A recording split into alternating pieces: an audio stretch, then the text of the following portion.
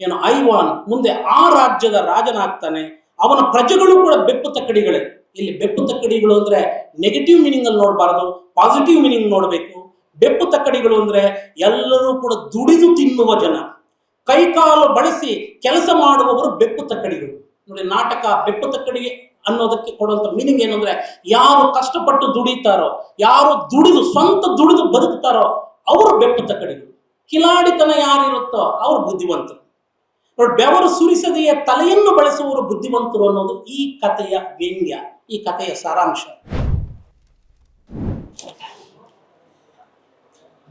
Thank you sir. ವೇದಿಕೆ ಮೇಲಿರುವ ಎಲ್ಲ ಗಣ್ಯರೇ, ವೇದಿಕೆಯ ಮುಂಭಾಗದಲ್ಲಿರುವ ಸಹೋದ್ಯೋಗಿ ಮಿತ್ರರೇ, ಎಲ್ಲ ವಿದ್ಯಾರ್ಥಿನಿಯರೇ, ಈ ದಿನ ಚಂದ್ರಶೇಖರ ಕಂಬಾರರ ಬೆಪ್ಪು ತಕ್ಕಡಿ ಬೋಳೆ ಶಂಕರ, ಅದರ ಟೈಟಲ್ ಒಂದೊಂದು ಕಡೆ ಒಂದೊಂದು ರೀತಿಯಲ್ಲಿ ಪ್ರೊನೌನ್ಸಿಯೇಷನ್ ಇದೆ. ಬೆಪ್ಪು ತಕ್ಕಡಿ ಅಂತ ಕೆಲವು ಪುಸ್ತಕಗಳಲ್ಲಿದೆ, ಬೆಪ್ಪು ತಕ್ಕಡಿ ಬಿಡಿಸಿ ಕೆಲವು ಕಡೆ ಪ್ರಿಂಟ್ ಮಾಡಲಾಗಿದೆ.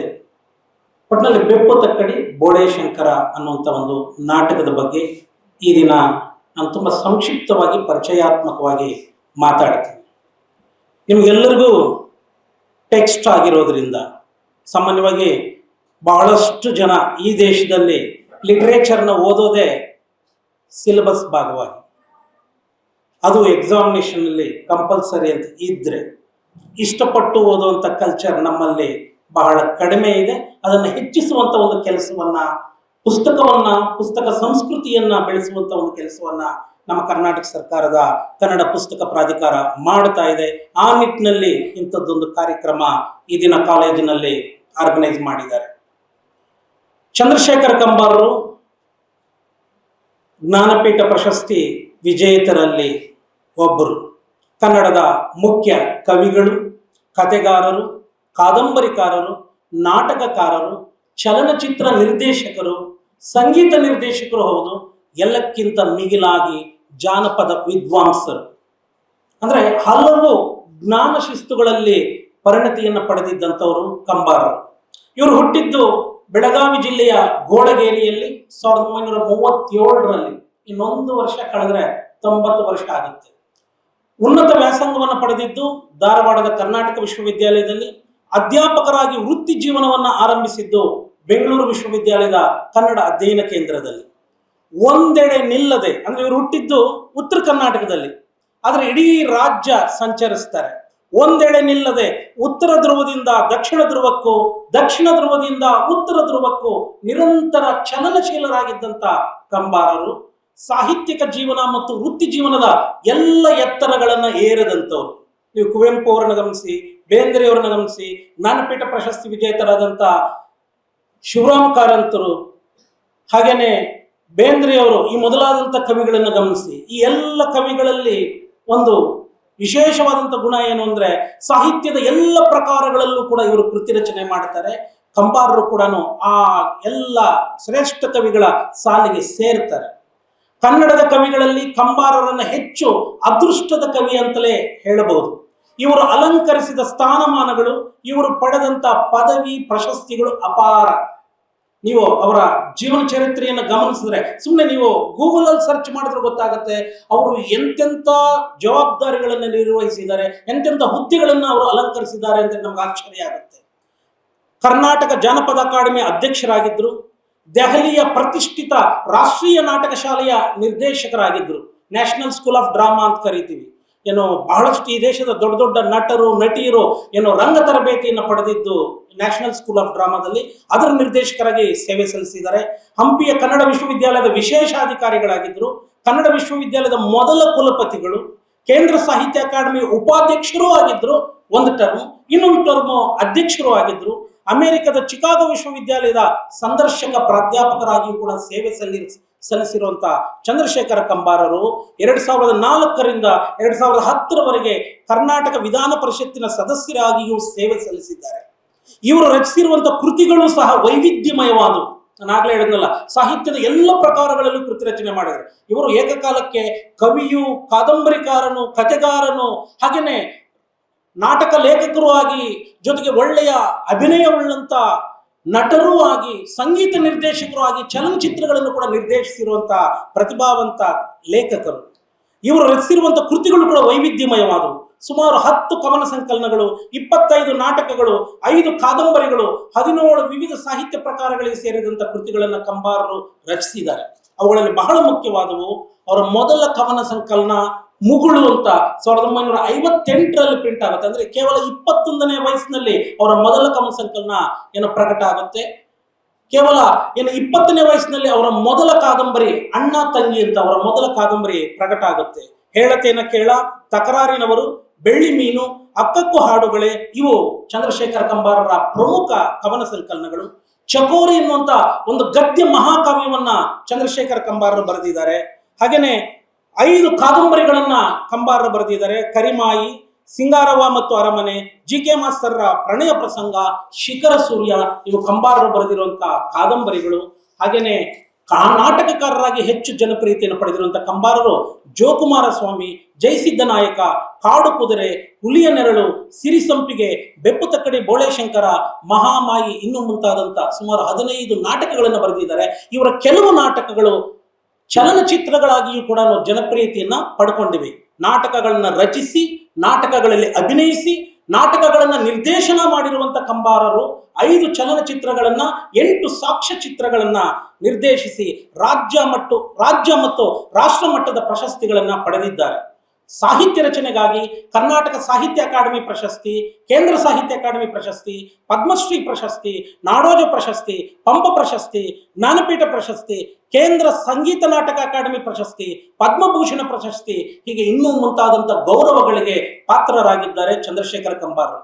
ಇವರ ಬರವಣಿಗೆ ಶೈಲಿ ಎಂಥದ್ದು ಅಂದ್ರೆ ಸಾಹಿತ್ಯ, ಚರಿತ್ರೆ, ಪುರಾಣ, ಫ್ಯಾಂಟಸಿ, ಕಲ್ಪನಾಲೋಕ ಅಂತ ಕರಿತೀವಿ, ಫ್ಯಾಂಟಸಿ, ಜಾನಪದ, ಹೀಗೆ ಹಲವು ಮೂಲಗಳಿಂದ ವಸ್ತುವನ್ನು ಪಡೆದುಕೊಂಡು ಅದನ್ನು ಅತ್ಯಂತ ಸೃಜನಶೀಲವಾಗಿ ದುಡಿಸಿಕೊಂಡು ಸ್ವತಂತ್ರ ಕೃತಿ ರಚನೆ ಮಾಡುವಂತ ಪ್ರತಿಭೆ ಕಂಬಾರರದು.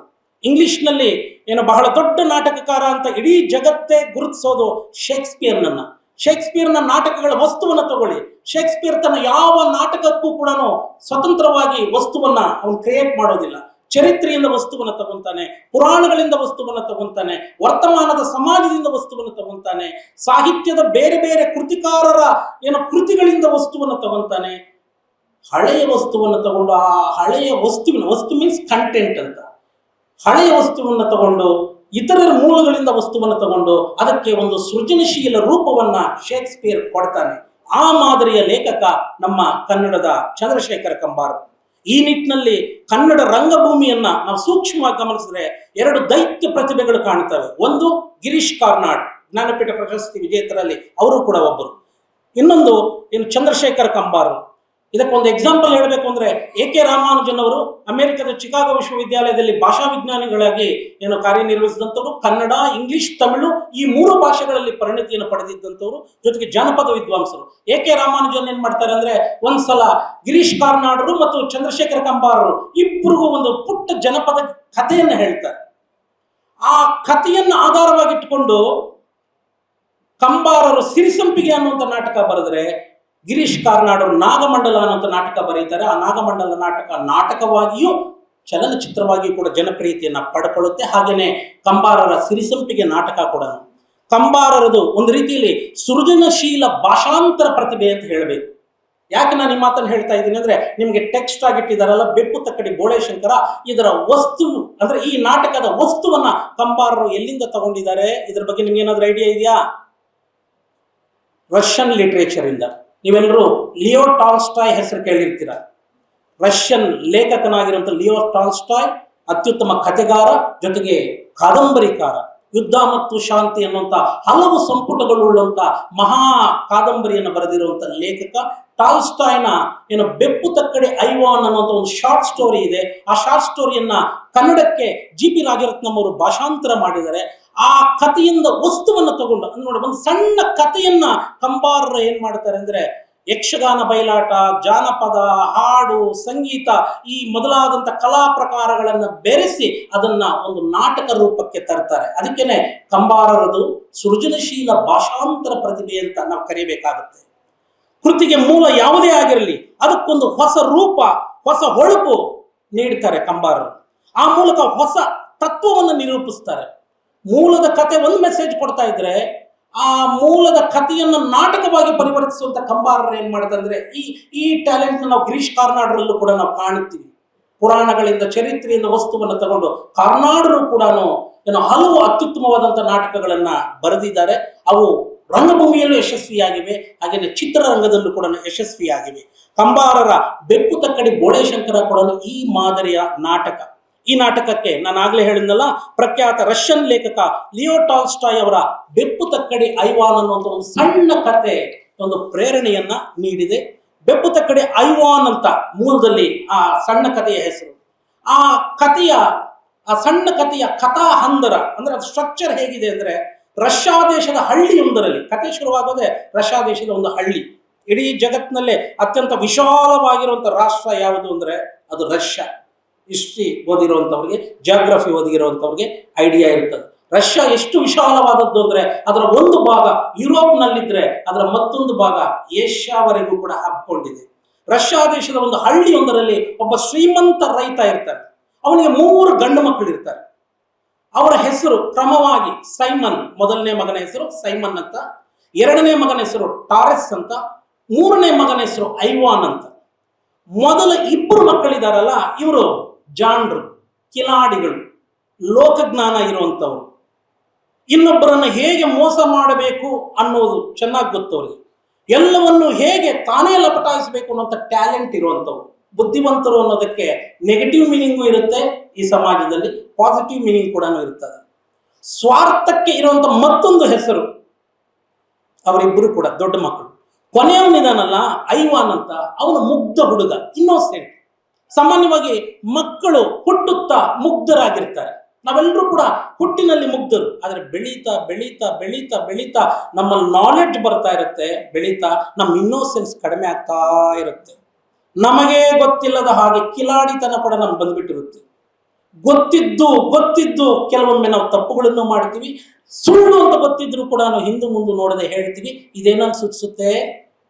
ಹೇಗಾದರೂ ಸರಿ ನಾನು ಬದುಕಬೇಕು, ಬೇರೆಯವರು ಹೇಗಾದರೂ ಹಾಳಾಗೋಗ್ಲಿ, ನಾನೊಬ್ಬ ಉಳಿಬೇಕು ಅನ್ನುವಂಥ ಒಂದು ಜಾಣತನವನ್ನ ನಮ್ಮಲ್ಲಿ ಬೆಳೆಸಿಬಿಡುತ್ತೆ. ನಮ್ಮಲ್ಲಿರುವಂಥ ಇನ್ನೋಸೆನ್ಸ್ ಸತ್ತೋಗಿರುತ್ತೆ.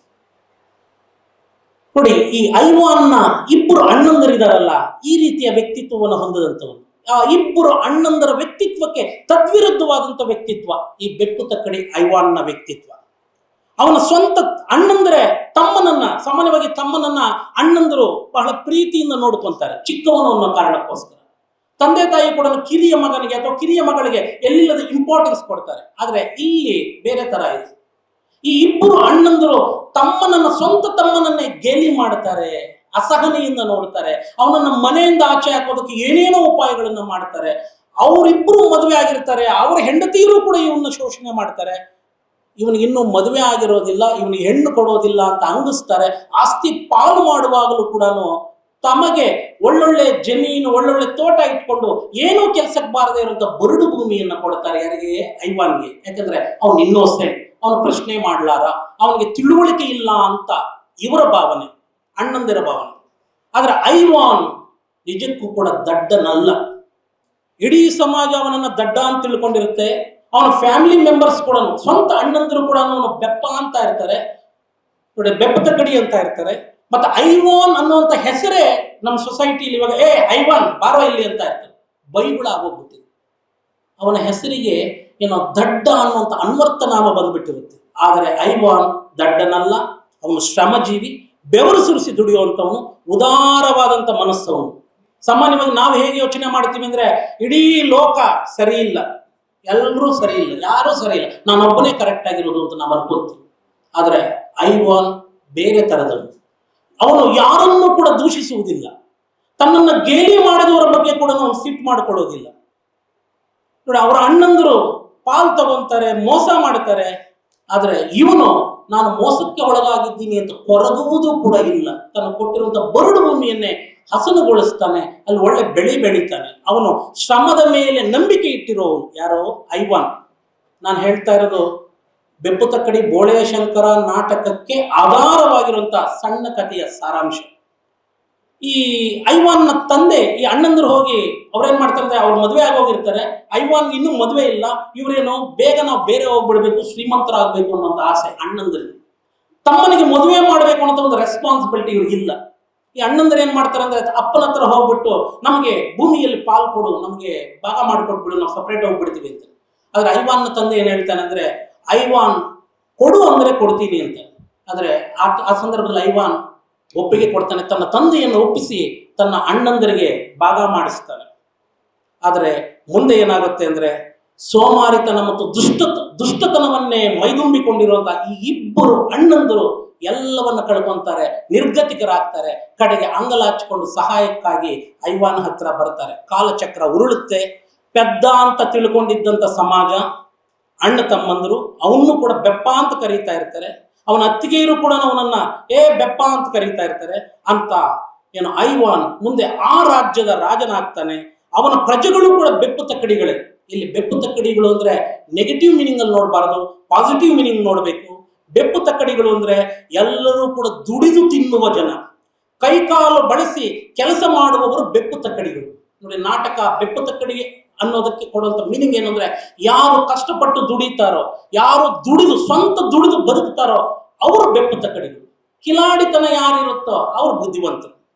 ನೋಡಿ, ಬೆವರು ಸುರಿಸದೆಯೇ ತಲೆಯನ್ನು ಬಳಸುವವರು ಬುದ್ಧಿವಂತರು ಅನ್ನೋದು ಈ ಕಥೆಯ ವ್ಯಂಗ್ಯ, ಈ ಕಥೆಯ ಸಾರಾಂಶ.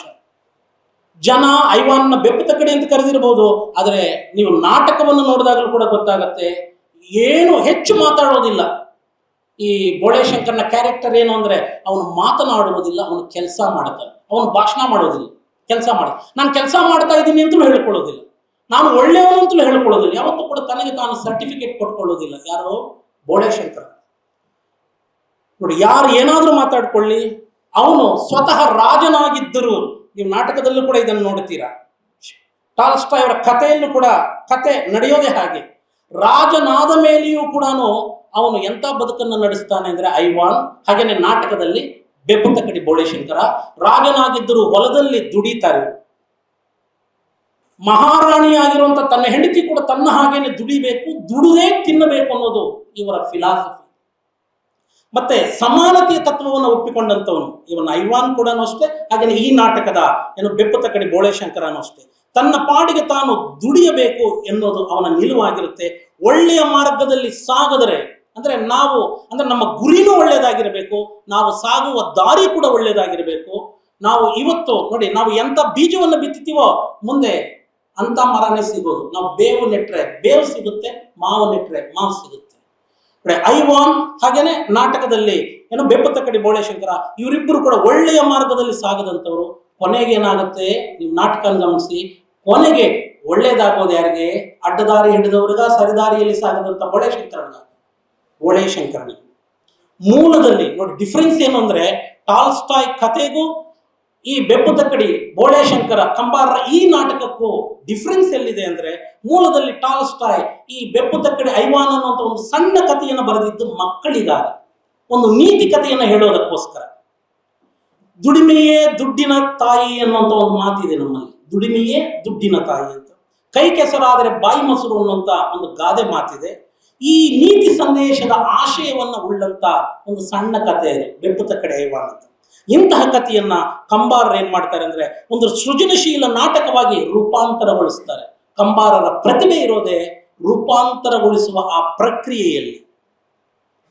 ನೀತಿ ಕಥೆಯೊಂದನ್ನ ಕಂಬಾರರು ಏನ್ ಮಾಡ್ತಾರೆ ಅಂದ್ರೆ ಮಕ್ಕಳಿಗಾಗಿ ಟಾಲ್ಸ್ಟಾಯ್ ಬರೆದಂತ ಒಂದು ನೀತಿ ಕಥೆಯನ್ನ ಚಂದ್ರಶೇಖರ ಕಂಬಾರರು ಮಾರ್ಕ್ಸ್ವಾದ, ಸಮಾಜವಾದ ಮತ್ತು ಗಾಂಧಿವಾದದ ಪ್ರಸ್ತುತತೆಯನ್ನ ನಿರೂಪಿಸುವ ಮತ್ತೆ ಆ ಸಿದ್ಧಾಂತಗಳನ್ನ ಮರುಪರಿಶೀಲನೆಗೆ ಒಳಪಡಿಸುವ ಒಂದು ಸಾಮಾಜಿಕ ನಾಟಕವನ್ನಾಗಿ ಅದನ್ನ ಪರಿವರ್ತಿಸ್ತಾರೆ. ಇದು ಚಂದ್ರಶೇಖರ ಕಂಬಾರರ ಹೆಚ್ಚುಗಾರಿಕೆ.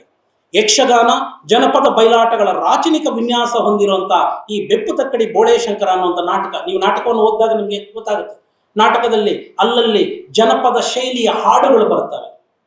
ಇವನ್ ಭಾಷೆ ಕೂಡ ಹೆಂಗಿದೆ ಅಂದ್ರೆ ತುಂಬಾ ಕಾವ್ಯಾತ್ಮಕವಾಗಿರುವಂತ ಜನಪದೀಯ ಶೈಲಿಯಲ್ಲಿರುವಂತ, ನೋಡಿ ಕಾವ್ಯ ಮತ್ತು ಜನಪದ ಶೈಲಿಯ ಭಾಷೆ ಬ್ಲೆಂಡ್ ಆಗಿರುವಂತ ಲ್ಯಾಂಗ್ವೇಜ್ ಅದು. ಕಂಬಾರರ ಕಾವ್ಯದ ಭಾಷೆಯನ್ನಾದ್ರೂ ನೀವು ಗಮನಿಸಿ, ಕಂಬಾರರ ನಾಟಕಗಳ ಭಾಷೆಯನ್ನಾದ್ರೂ ಗಮನಿಸಿ. ಬಹುಶಃ ಕನ್ನಡದಲ್ಲಿ ಕವಿ ಬೇಂದ್ರೆಯವರನ್ನು ಹೊರತುಪಡಿಸಿದ್ರೆ ಜನಪದ ಶೈಲಿಯ ಭಾಷೆಯನ್ನ ಅಷ್ಟು ಜೀವಂತವಾಗಿ ಬಳಸಿದಂಥ ಮತ್ತೊಬ್ಬ ಕವಿ ಕಂಬಾರರು. ಇನ್ನೊಂದು ತತ್ವಪದಕಾರರಾಗಿರುವಂಥ ಶಿಶುನಾಳ ಶರೀಫರು. ಕಂಬಾರರು ಏನ್ ಮಾಡ್ತಾರೆ ಅಂದ್ರೆ ಒಂದು ನೀತಿ ಕಥೆಯಾಗಿರುವಂತ ಒಂದು ಅಂದ್ರೆ ನೀತಿಯನ್ನು ಹೇಳುವಂತ ಒಂದು ಸಾಮಾನ್ಯ ಕಥೆಯನ್ನ ಅವ್ರೇನ್ ಮಾಡ್ತಾರೆ ಅಂದ್ರೆ ಒಂದು ಕ್ರಾಂತಿಕಾರಕ ಸಂದೇಶವನ್ನು ನೀಡುವಂತ ಒಂದು ನಾಟಕವನ್ನಾಗಿ ಪರಿವರ್ತನೆ ಮಾಡ್ತಾರೆ. ಈ ನಾಟಕ ಜಡ ಸಾಂಪ್ರದಾಯಿಕ ಮೌಲ್ಯಗಳನ್ನ ನಿರಾಕರಿಸುವಂತ ನಾಟಕ, ಕ್ರಾಂತಿಯ ಕಿಚ್ಚನ್ನು ಹಚ್ಚುವಂತ ನಾಟಕ ಅದು. ರಾಜಕೀಯ ಮತ್ತು ಸಾಮಾಜಿಕ ಬದಲಾವಣೆಗೆ ಒತ್ತು ಕೊಡುವಂತ ನಾಟಕ ಅದು. ನೀವು ನಾಟಕದಲ್ಲಿ ನೋಡ್ತೀರಾ, ರಾಜನಾದ ಮೇಲೆ ಅವನು ಕೆಲವು ಕಂಡೀಷನ್ಸ್ ಆಗ್ತಾನೆ ಬೆಪ್ಪದ ಕಡೆ. ನಾನು ರಾಜನಾದ ಮೇಲೆ ನನ್ನ ರಾಜ್ಯದಲ್ಲಿ ಸೈನ್ಯ ಇರಬಾರದು ಅಂತ ನೋಡಿ ಅವನ ಕಲ್ಪನೆ. ತೆರಿಗೆ ಇರೋದಿಲ್ಲ ಅಂತ, ಎಲ್ಲರೂ ದುಡಿದೇ ತಿನ್ನಬೇಕು ಅಂತ, ಎಲ್ಲರೂ ಸಮಾನರು ಅಂತ. ಬೆಪ್ಪು ತಕ್ಕಡಿ ಬಯಸುವಂತ ಆದರ್ಶ ಜಗತ್ತು ಎಂಥದ್ದು ಅಂದ್ರೆ ಅಲ್ಲಿ ಅಸಮಾನತೆಗಳಿಗೆ ಅವಕಾಶ ಇರಬಾರದು, ಶೋಷಣೆಗೆ ಅವಕಾಶ ಇರಬಾರದು, ಯುದ್ಧಕ್ಕೆ ಅವಕಾಶವಿರಬಾರದು. ಬೆಪ್ಪು ತಕ್ಕಡಿ ಪರಿಸರ ಪ್ರೇಮಿಯೂ ಹೌದು, ಇದೇ ಸಂದರ್ಭದಲ್ಲಿ ಉದಾರ ಮನಸ್ಸಿನವನು ಹೌದು. ಒಳ್ಳೆಯದನ್ನೇ ಮಾಡಬೇಕು.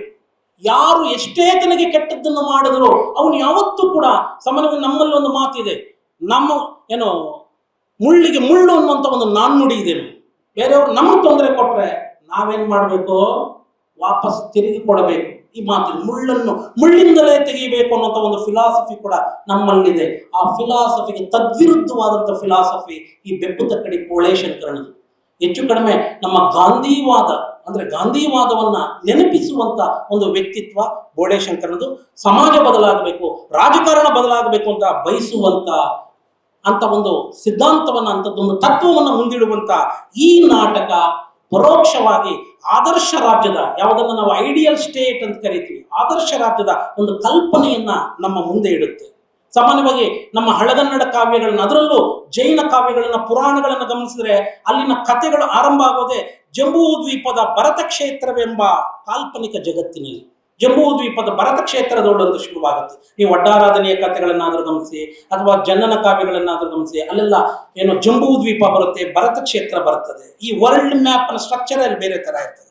ಕಂಬಾರರ ಬಹುಪಾಲು ಕೃತಿಗಳು ನೆಲೆಗೊಳ್ಳೋದು ಶಿವಾಪುರ ಅನ್ನುವಂಥ ಒಂದು ಜಗತ್ತಿನಲ್ಲಿ. ಕಂಬಾರರ ಬಹಳಷ್ಟು ಕೃತಿಗಳಲ್ಲಿ ಈ ಶಿವಾಪುರದ ಪ್ರಸ್ತಾಪ ಬರುತ್ತೆ. ನೀವೇನಾದ್ರೂ ಕರ್ನಾಟಕ ಮ್ಯಾಪ್ ಇಟ್ಕೊಂಡು ನೋಡಿದ್ರೆ ಶಿವಾಪುರ ಅನ್ನುವಂಥ ಒಂದು ಹಳ್ಳಿ ಇಲ್ಲವೇ ಇಲ್ಲ. ಅದು ಕಂಬಾರರು ಸೃಷ್ಟಿಸಿರುವಂತ ಏನೋ ಒಂದು ಹಳ್ಳಿ ಅದು. ಕಂಬಾರರ ಈ ಶಿವಾಪುರ ವಾಸ್ತವ ಜಗತ್ತಿನಲ್ಲಿ ಇಲ್ಲ. ಆದರೆ ಈ ಭೌಗೋಳಿಕ ಕಲ್ಪನೆ ಅನ್ನೋದು ಏನೋ ಗ್ರೀಕ್ ತತ್ವಜ್ಞಾನಿಯಾಗಿರುವಂತ ಪ್ಲೇಟೋ, ನೀವು ಕೇಳಿರ್ತೀರ, ಪ್ಲೇಟೋ, ಸಾಕ್ರಟೀಸ್, ಅರಿಸ್ಟಾಟಲ್ ಇವ್ರ ಹೆಸರು ಕೇಳಿರ್ತೀರ. ಪ್ಲೇಟೋ ತನ್ನ ದ ರಿಪಬ್ಲಿಕ್ ಅನ್ನುವಂಥ ಪುಸ್ತಕದಲ್ಲಿ ಐಡಿಯಲ್ ಸ್ಟೇಟ್ ಅನ್ನುವಂಥ ಒಂದು ಕಲ್ಪನೆಯನ್ನು ಮಂಡಿಸ್ತಾನೆ. ಆದರ್ಶ ರಾಜ್ಯ ಹೇಗಿರಬೇಕು ಅಂತ ಹೇಳ್ತಾನೆ. ಅಂತ ಆದರ್ಶ ರಾಜ್ಯದ ಕಲ್ಪನೆ ಕಂಬಾರರ ಈ ಶಿವಾಪುರ ಅಂತ. ಈ ಆದರ್ಶ ರಾಜ್ಯ ಹೇಗಿರಬೇಕು ಅನ್ನೋದು ಈ ನಾಟಕದಲ್ಲೂ ಕೂಡ ಬರುತ್ತೆ. ಅಲ್ಲಿ ಹೇಳ್ತಾನೆ ಬೆಪ್ಪು ತಕ್ಕಡಿ ನೇರವಾಗಿ. ನೋಡಿ, ಇಲ್ಲಿನ ಬಹಳಷ್ಟು ಪಾತ್ರಗಳು, ಇಲ್ಲಿನ ಪಾತ್ರಗಳನ್ನು ನೀವು ನೋಡಿರ್ತೀರ. 3 ಪಿಚಾಚಿಗಳು ಬರ್ತವೆ. ಆ ಪಿಚಾಚಿಗಳಿಗೆ ಒಬ್ಬ ತಂದೆ ಇದ್ದಾನೆ. ನೋಡಿ, ಇಲ್ಲಿ ಪಿಚಾಚಿ ಅಂದ್ರೆ ದೆವ್ವ ಅಂತಲ್ಲ, ಮನುಷ್ಯನ ಮನಸ್ಸಿನಲ್ಲೇ ಇರುವಂತ ಕೇಡಿನ ಭಾವನೆಗಳ ಪ್ರತಿರೂಪ. ನಮ್ಮೆಲ್ಲರಲ್ಲೂ ಒಳ್ಳೆತನನೂ ಇರುತ್ತೆ, ಕೆಟ್ಟತನನೂ ಇರುತ್ತೆ, ಬೇರೆ ಬೇರೆ ಪ್ರಮಾಣದಲ್ಲಿರುತ್ತೆ ಒಬ್ಬೊಬ್ಬರಲ್ಲೂ ಕೂಡ.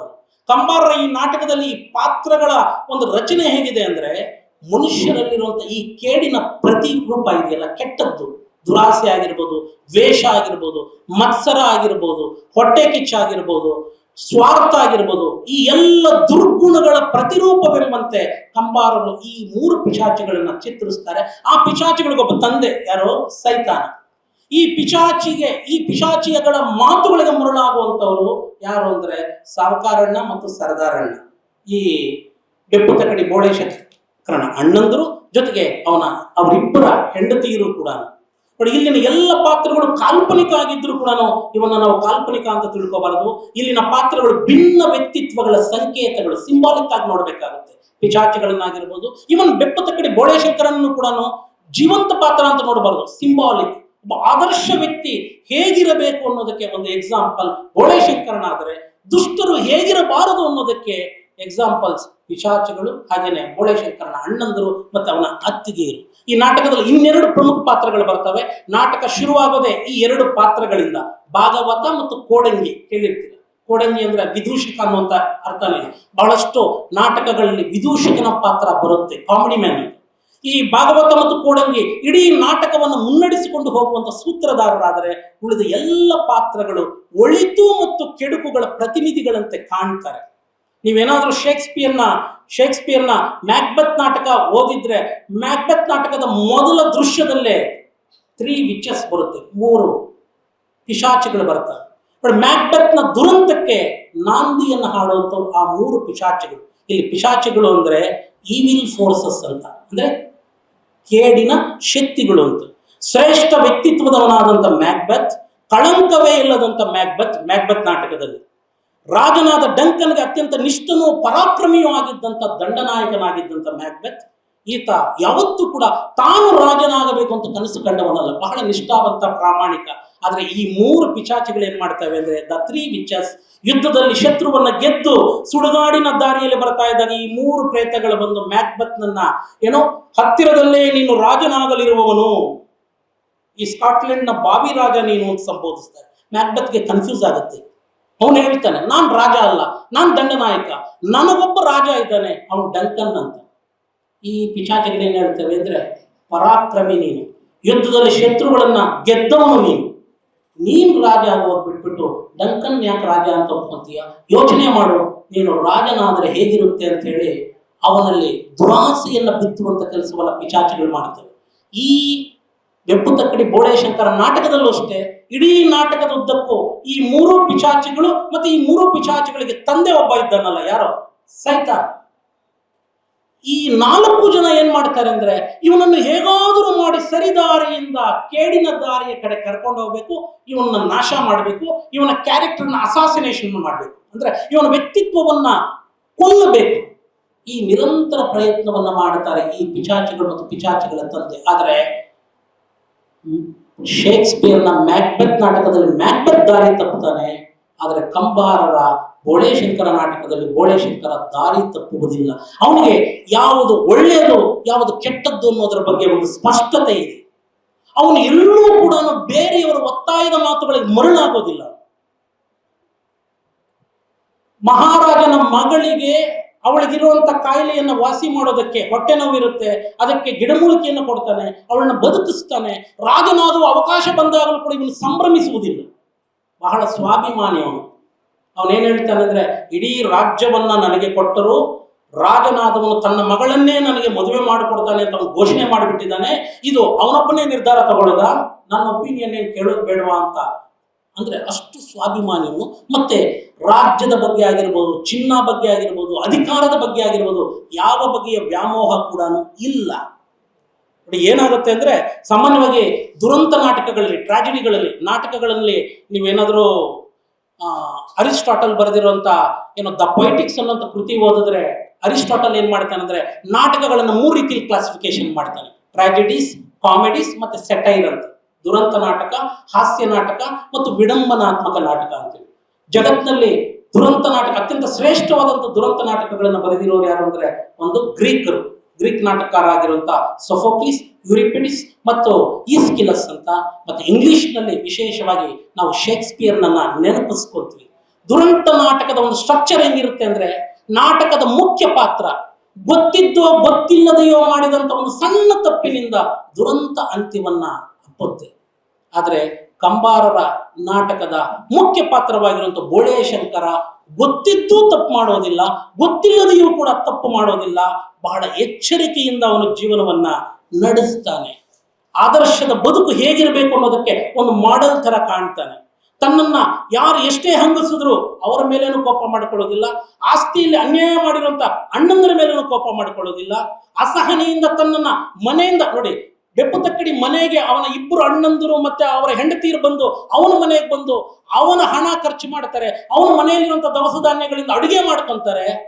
ಅವರಿಬ್ಬರು ಹೆಂಡತಿಯರು ಏನ್ ಹೇಳ್ತಾರೆ ಅಂದ್ರೆ, ಬೆಪ್ಪು ತಕ್ಕಡಿ ನಮ್ಮ ಮನೆ ಒಳಗಡೆ ಕರೆಸಿ ಊಟ ಹಾಕೋದು ಬೇಡ, ಅವನಿಗೆ ದನದ ಕೊಟ್ಟಿಗೆಯಲ್ಲಿ ಊಟ ಮಾಡೋದಕ್ಕೆ ಹೇಳ್ರಿ ಅಂತಾರೆ. ಮನೆ ಯಾರದು? ಬೆಪ್ಪು ತಕ್ಕಡಿ. ಇವ್ರ ಡಿಮ್ಯಾಂಡ್ ಏನು? ಅವನಿಗೆ ಎಂಟ್ರಿ ಇಲ್ಲ, ಬೇಡ, ಅವನು ಗಲೀಜು, ಸ್ನಾನ ಮಾಡೋದಿಲ್ಲ, ಅನಾಗರಿಕ. ಅಂತ ಸಂದರ್ಭದಲ್ಲೂ ಕೂಡ ಇವನು ಕೋಪ ಮಾಡಿಕೊಳ್ಳೋದಿಲ್ಲ ಬೆಪ್ಪು ತಕ್ಕಡಿ. ಇಲ್ಲಿ 2 ಬಗೆಯ ಕ್ಯಾರೆಕ್ಟರ್ಸ್ ಇದೆ, ಅಣ್ಣಂದರು ಮತ್ತೆ ಈ ಕಿರಿಯ ತಮ್ಮ. ಈ ಕ್ಯಾರೆಕ್ಟರ್ಸ್ ಹೆಂಗೆ ಅಂದ್ರೆ ಇಡೀ ನಾಟಕದಲ್ಲಿ 2 ಎಕ್ಸ್ಟ್ರೀಮ್ಸ್. ಕೆಲವು ಪಾತ್ರಗಳು ಒಳಿತಿನ ಸಂಕೇತವಾದರೆ ಇನ್ನು ಕೆಲವು ಪಾತ್ರಗಳು ಕೇಡಿನ ಸಂಕೇತ. ಹೇಗೆ? ಎಲ್ಲವನ್ನೂ ತಮ್ಮದನ್ನಾಗಿಸಿಕೊಳ್ಳುವಂಥ ಸ್ವಾರ್ಥ, ಎಲ್ಲವೂ ನಮಗೆ ಬೇಕು ಅನ್ನುವಂಥ ಸ್ವಾರ್ಥ ಬೋಳೇಶಂಕರನ ಅಣ್ಣಂದಿರದು, ಹಾಗೇನೆ ಅವರ ಹೆಂಡತಿಯರದು. ಆದರೆ ಬೋಳೇಶಂಕರನ ವ್ಯಕ್ತಿತ್ವ ಎಂಥದ್ದು ಅಂದ್ರೆ ಎಲ್ಲರನ್ನೂ ಒಳಗೊಳ್ಳುವಂತ ಗುಣ ಅದು. ತನ್ನ ಹತ್ರ ಏನಿದೆಯೋ ಅದನ್ನು ಹಂಚಿ ತಿನ್ನುವಂತ ಉದಾರವಾದಂಥ ಮನೋಭಾವ. ಈತನಿಗೆ ದುರಾಸೆ ಇಲ್ಲ, ತನ್ನದಲ್ಲದ ಸಂಪತ್ತಿನ ಬಗೆಗೆ ವ್ಯಾಮೋಹ ಇಲ್ಲ, ವೈಯಕ್ತಿಕವಾಗಿ ಏನೇ ನಿರೀಕ್ಷೆಗಳು ಇಲ್ಲ, ಎಕ್ಸ್ಪೆಕ್ಟೇಷನ್ಸೇ ಇಲ್ಲ ಇವರಿಗೆ. ಬುದ್ಧ ಒಂದು ಮಾತು ಹೇಳ್ತಾನೆ, ಆಸೆಯೇ ದುಃಖಕ್ಕೆ ಮೂಲ ಅಂತ. ಅಂದ್ರೆ ನಮ್ಮ ಆಸೆಗಳು ಅಂದ್ರೇನು? ನಿರೀಕ್ಷೆಗಳು, ಎಕ್ಸ್ಪೆಕ್ಟೇಷನ್ಸ್ ಜಾಸ್ತಿ ಆದಷ್ಟು ನಮ್ಮ ದುಃಖ ಹೆಚ್ಚಾಗುತ್ತೆ ಅಂತಾನೆ. ಹಾಗಾಗಿ ಆ ರೀತಿಯಲ್ಲಿ ನೋಡಿದಾಗ ಬೆಪ್ಪು ತಕ್ಕಡಿ ಬೋಳೇಶಂಕರ ದುಃಖಿ ಅಲ್ಲ, ಸುಖಿ ಅವನು. ಯಾಕಂದ್ರೆ ಅವನಿಗೆ ಯಾವ ಎಕ್ಸ್ಪೆಕ್ಟೇಷನ್ಸ್ ಇಲ್ಲ, ಅವನಿಗೆ ಆತ್ಮ ನಿಗ್ರಹ ಇದೆ, ಮನಸ್ಸಿನ ಮೇಲೆ ನಿಯಂತ್ರಣ ಇದೆ, ಅವನಿಗೆ ಒಳಿತು ಕೆಡುಕುಗಳ ಬಗ್ಗೆ ಸ್ಪಷ್ಟತೆ ಇದೆ. ಇದನ್ನ ನಾನು ಆಲ್ರೆಡಿ ಹೇಳಿದೆ.